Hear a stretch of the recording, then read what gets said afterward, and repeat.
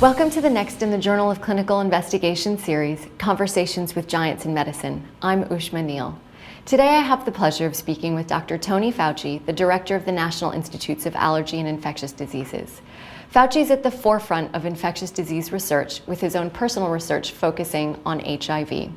While he's been acknowledged as one of the most highly cited researchers in all of academia, not just in HIV research, he's also acknowledged for being one of the people leading the national discussion of infectious disease pandemics, the science behind them, the economy, the policy, and the politics that are also intertwined with them. I hope that we get a chance to learn a little bit more about his views today. Good to be with you. So it seems that you have a deft touch, not only with politicians, but also with activists. So I've seen pictures of signs from HIV protests, especially in the early days when the activists didn't think that the government was doing enough to find treatments for HIV. There was a particular poster that said, "Dr. Fauci, you are killing us." Right. So how did you turn that sort of a relationship around to then have some of these activists be your close friends? I think what it was, and again, I think back of the things that I've done that really were good things, in the sense that that was a smart move, Tony. And that was that the activists wanted attention. They were suffering, they were frightened, they were frustrated. And they, at the time, the government, particularly in the Reagan administration, and to a lesser extent with George H.W. Bush, but I turned him around. Not I, a lot of people did, but we helped turn him around, and he was really good. But with Reagan, for reasons that we don't understand, didn't even mention AIDS until his second term, which the activists were furious about. That, see, there's a typical example of the government doesn't give a damn about us because we're gay men, we're injection drug users, etc. So because I was out there, I was on television, I was on the radio, I was in the newspaper, because I was the AIDS person, I was totally identified with the federal government. So even though the things that they were frustrated about, the rigidity of the drug approval process, which is a regulatory thing, they saw me, so that it was, "Fauci, you were killing us." In fact, Larry Kramer, who's a very dear, close personal friend of mine, the uber activist, you know, the person who's from ACT UP. Yeah, started ACT UP, started Gay Men's Health Crisis, you know, Academy Award nominated, Tony-winning playwright. I mean, the guy is really terrific. He wrote a front page article in the San Francisco Examiner, and the title was "An Open Letter to Dr. Anthony Fauci, an Incompetent Idiot." And he called me a murderer. The thing was like, oh my God, here we go. I didn't train for this. But what I did right, I think, is that many of my scientific colleagues were totally put aback by a constituency group wanting to have a say in the design of a clinical trial, in the design of a concept.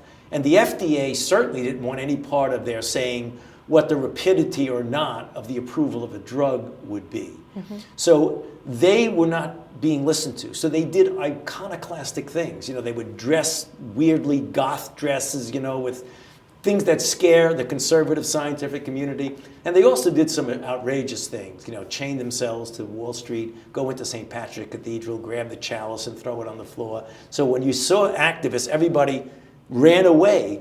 And very few people listened to what they said. So right after about a year of attacking me, I was saying, why are they attacking me? And then I realized, I said, you know, this is nothing personal with them. They just need attention. So I started to read what they wrote and listen to what they said, and it became clear that they were right. They were absolutely on the money. We were too rigid.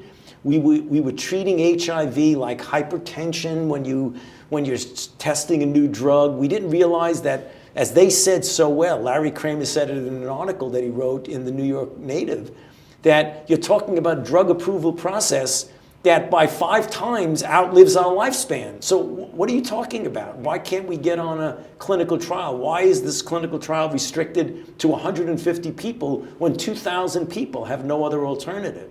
And I started to really resonate with that. And what I did is that one day in the late 80s, when they were doing one of their demonstrations and the police were getting ready to arrest them, I just invited them up to my office. I told the police, don't arrest, just bring them up to my office. And we sat down and I started listening to what they said. We didn't agree on everything, but the fact that I was listening to them completely changed everything. And then after that, it was, let's see if we could work things out. And that was the good news. The difficult thing was many of my scientific colleagues, including people that worked for me, really were against that. They didn't want them to have any part at all in the deliberations of how a clinical trial was designed or how a project was designed. And there was a lot of friction that I had to actually get rid of some people on my staff because they refused to really interact in a meaningful way with the activists. The big turning point in all of this was at a town hall meeting that I went to in San Francisco when the government was completely against what's called a parallel track process, which was having a clinical trial that was a rigid clinical trial, but also allowing other people to have access to the drug outside of the clinical trial. The FDA didn't want it, the government didn't want it. And I had been working with some of my colleagues in New York, ACT UP, in San Francisco, Project Inform, until finally one day I just was convinced, they're right, that's it. So I went to San Francisco and I was out on the stage giving a town hall meeting, and I just got up and said, you know, they asked me, it was like a planted question, to Dr. Fauci, tell us, what do you think about parallel track? And I just said, well, now's the time to just go for it. And I said, I totally endorse it. I think despite the opposition, it's a good idea and we should work it out.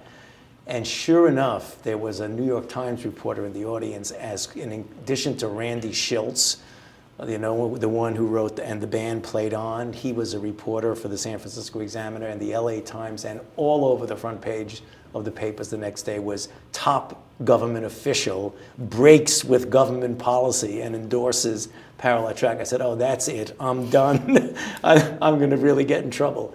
But as a matter of fact, it was a combination of my friendship with George H.W. Bush, who was president at the time, because the White House called up when I got back to Bethesda from San Francisco and said, Tony, what's this all about? And on the phone, I explained to them, this is the right thing to do. And they said, okay, let's do it.